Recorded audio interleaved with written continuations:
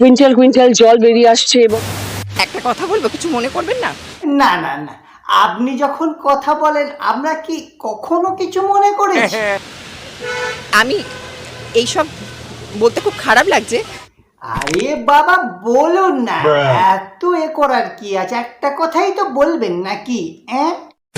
এইসব 12 ভাতারি মেয়েদের সম্পর্কে যত কম কথা বলা যায় ততই ভালো। তো হ্যালো বালা ছদ্মবেশী বন্ধুরা, সবাই বলা ভালো আছো তো? আজকে আমরা কথা বলবো পুরো কুইন্টাল কুইন্টাল।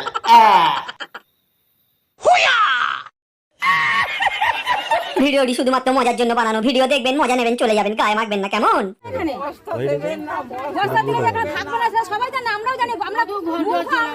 রিসেন্টলি আবারও নিজের কার নামার জন্য ভাইরাল হয়েছেন আমাদের দিদি নাম্বার ওয়ানের ভেজাল দিদি, মানে আমাদের রচনা দি।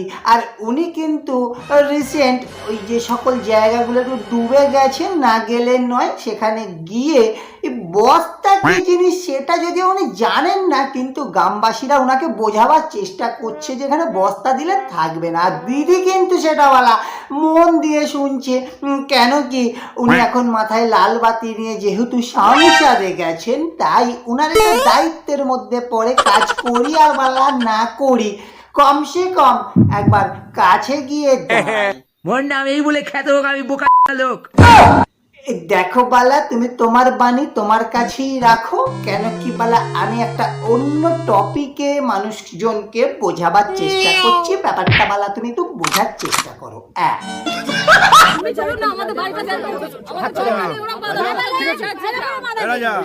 দিদি কিন্তু মন দিয়ে শুনছেন মানুষজনের অভাব দুর্দশা। কেন কি যখন যে অভিনয়টা করবার সেটা কিন্তু আমাদের দিদি নাম্বার ওয়ানের ভেজাল দিদি পারফেক্ট করে করার চেষ্টা করেন। তাই কিন্তু ওরাম টিয়া পাখির মতোওয়ালা ঘাড় নাচছে, কারণ উনি ব্যাপারটা ভালো মতো বুঝতে পারছেন, তবুও ওয়ালা করার কিছু নেই। এই ব্যবহার, এটা দেখতে দেখতে, অপব্যবহার দেখতে দেখতে আমাদের গাসা হয়ে গেছে, আমরা অভ্যস্ত হয়ে গেছি। আরে বালা জানি তোমার বাণী বালা তোমার কাছে রাখো, মাঝখানে একবার করে উঁকি দিয়ে এই সকলগুলো বোঝাবার আদৌ কোনো মানে আছে? ছদ্মবেশীরা, অন্য মানুষকে বলে কাজটা করাতে হবে।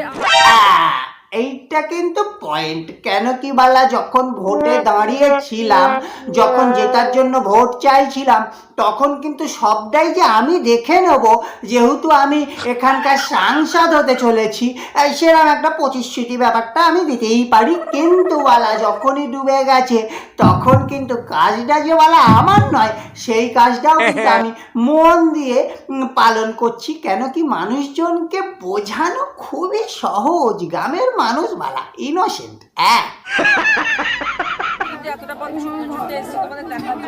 শোনো শোনো, দিদির কথা যত শুনবে তত বালা দিদির প্রতি ভক্তি বেড়ে যাবে। কেন কি উনি সাংসদ হতে পারেন, কিন্তু উনি মানুষজনকে বোঝাচ্ছে যে দেখো তোমাদের দুঃখ দুর্দশা জানবার জন্য আমি কিন্তু এত দূরে ছুটে এসেছি। সুতরাং কত আমি তোমাদের কাছের বলো তো?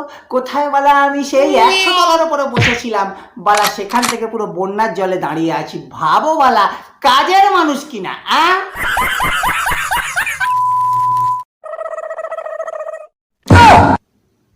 দিদি কিন্তু মানুষজনের দুঃখ দুর্দশা যেমন জানার বোঝার চেষ্টা করেছেন, তেমনই কিন্তু সেখানকার মানুষজনগুলোকে এটাও নিজে থেকে বুঝিয়েছেন যে কাজগুলো কিন্তু আমার নয়, তবে আমি সব রকমভাবে চেষ্টা করছি যাতে কাজগুলো করা যায়। এবং দিনের শেষে সেখান থেকে কিন্তু ওল কিনে রীতিমতো কিন্তু সকলকে ওল দেখিয়ে এবং সেখান থেকে ফটোশ্যুট করে বাড়ি ফিরেছেন। তো কাজেই বালা, মোর নাম এই বলে খ্যাত হোক, আমি বোকা লোক। আবার বালা আমার ভিডিও বালা আমাকে করতে দাও, মাঝখানে ঢুকে ঢুকে বালা। কি আমি এখানে পোকার মতো বেঁচে আছি, আর এখানে মহান মহান হাতিরা, হাতির কত বড় ঠ্যাং, তারা এবাং ওবাং ঝবাং করছে আমাকে নিয়ে। তোমার বালা তাতে কি হয়েছে? বালা আমার ভিডিও বালা আমি শুরু করেছি, বালা আমি শেষ করব, তুমি বালা মাঝখান থেকে এসে জ্ঞান দে আর কি। বালা লোক কি আমার জ্ঞান শুনছে না নাকি?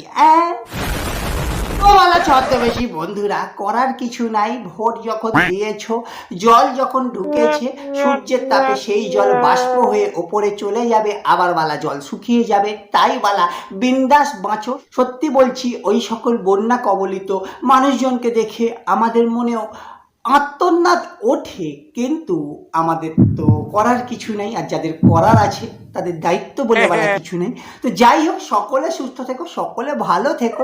ভিডিওটা ভালো লাগলে একটা লাইক, যারা চ্যানেলটিকে সাবস্ক্রাইব করোনি একটা সাবস্ক্রাইব, আর ভোরে ভোরে শেয়ার করে দিও যেন বলা সেই লেভেলে পৌঁছে যেতে পারি। দেখা হচ্ছে তোমাদের সাথে খুব শীঘ্রই আরো একটা মজার ধামাকাদার ইন্টারেস্টিং ভিডিওতে। ততক্ষণের জন্য তোমরা তো জানো বলা নিয়ে বসে আছি, হৃদয় বাই করে দিলাম। নমস্কার।